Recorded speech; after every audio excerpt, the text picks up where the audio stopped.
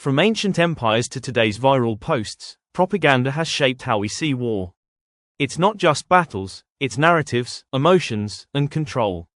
In this video, we'll uncover how propaganda turns complex conflicts into stories of heroes and villains. Join us as we explore its power, from World War II to the digital age. Hit subscribe, and let's dive in. War. It's one of humanity's oldest stories: conflict, sacrifice, victory, or defeat. But how we see war isn't just shaped by the battles themselves. It's shaped by propaganda, the art of controlling narratives, swaying hearts, and rallying nations. From ancient empires to modern media, propaganda has been a weapon as powerful as any sword or missile. In this video, we'll explore how propaganda has molded public perception of war, turning complex conflicts into stories of heroes, villains, and causes worth dying for. Stick around to uncover the hidden mechanics behind the wars we think we know. Let's start with the basics. Propaganda is information, often biased or misleading, designed to persuade.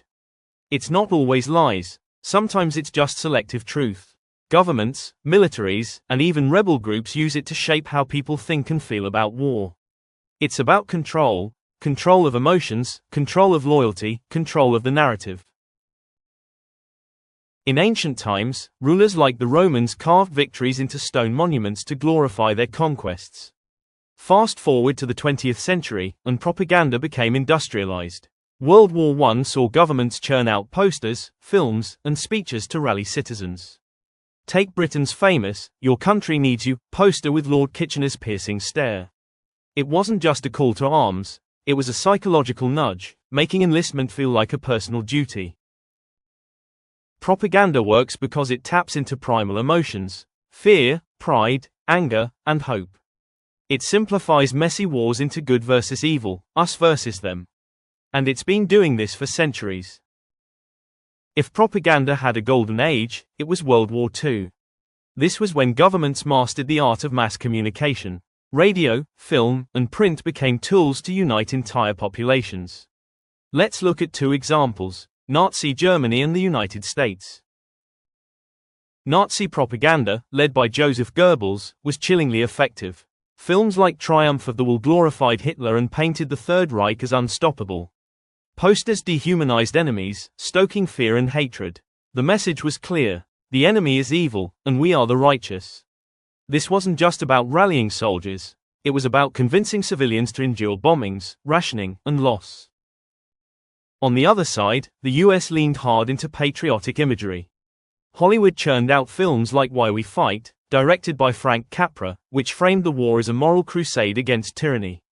Rosie the Riveter posters empowered women to join the workforce, tying factory work to victory.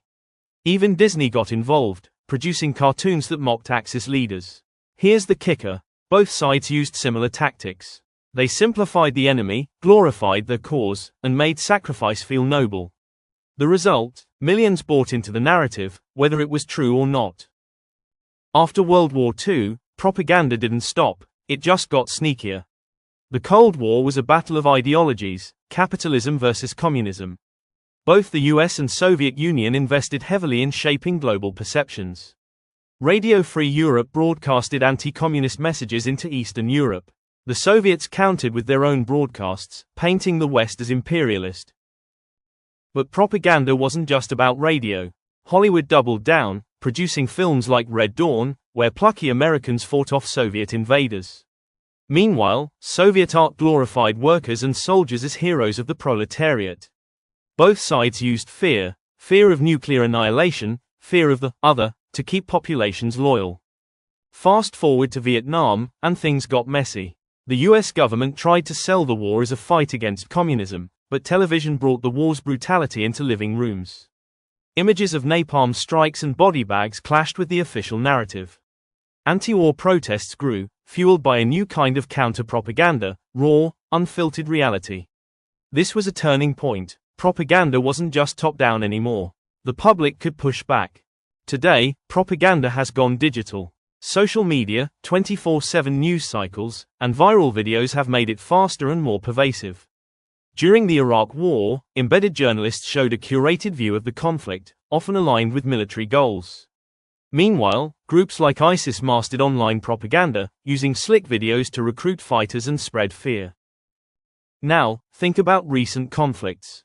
Governments and groups flood platforms like X with hashtags, memes, and doctored images to shape narratives.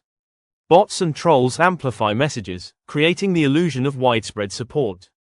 Deepfakes and AI-generated content are the new frontier. Imagine a fake video of a world leader declaring war. It's not science fiction, it's already possible. What's different now is scale and speed.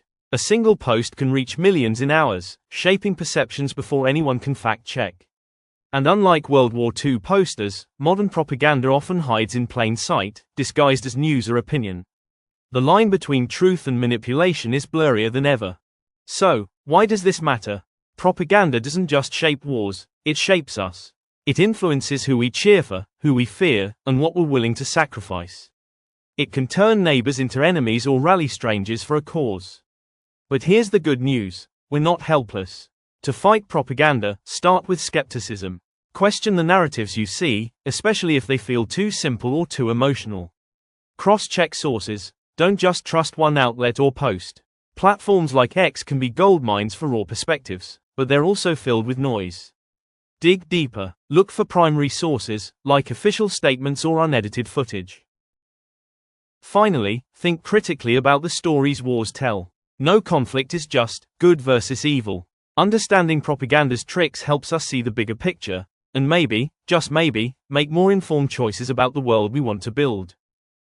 Propaganda has shaped wars for centuries, and it's not going away. But by understanding its power, we can take back control of our perceptions. If you found this deep dive into propaganda's role in war eye-opening, hit that like button, subscribe, and ring the bell for more content like this. Share your thoughts in the comments. What's a piece of propaganda you've noticed in modern conflicts? Thanks for watching, and I'll see you in the next one.